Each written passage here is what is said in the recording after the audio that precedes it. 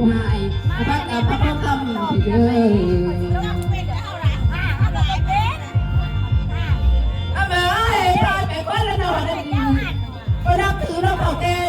บอกกับการสอนได้คอยมาพักใหญ่ทั้งสองพี่น้องทั้งสองลูกแก่มีคำลองทำผู้ใดบริสีมาล้อมหรือผู้นั้นบุญมามีมีกว่าสอง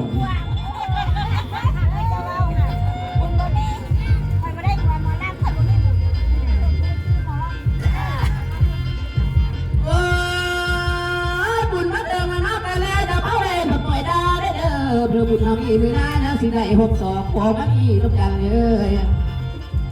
นี่แหละถ้าแต่จู้ไปแล้วแต่แล้วร่มพระจันทร์ใจได้เสียเอ้ยก็อยากจะไม่เพิ่มเจอเกิดได้เลยก็เพลงละนะ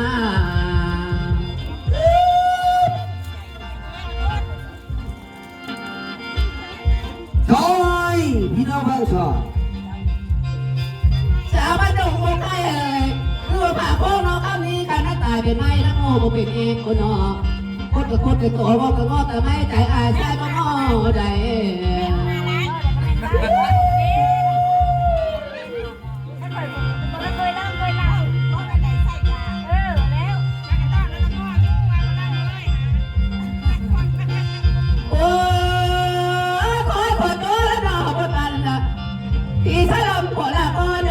ก่อนตัวหน้าหลังหลังมาโอ้ละน้อง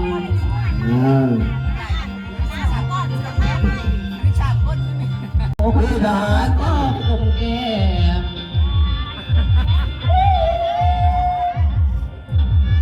ดูลูกเล่นตัวลูกเล่นทำไมดีมากมันงงพับกระเตะรถโดนใจมันสะกดมาทัดตังแล้วข้ามมาทัดก็มาเกิดพ่อแม่น้องมาทัดใจแต่งงานคุณนะ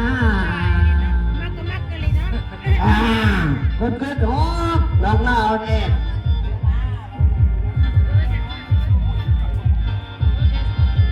น้องไม่หนอกมันแอด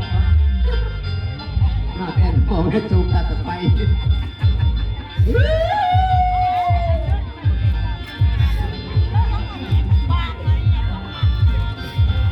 เอาอยู่เมื่อเช้ามันขึ้นกันพาป้าก็เดินมาโน่ได้ข้างโน่มันโน่มอนกันมาปลุกคนเฮ็ดตัวมือล่างลงล่า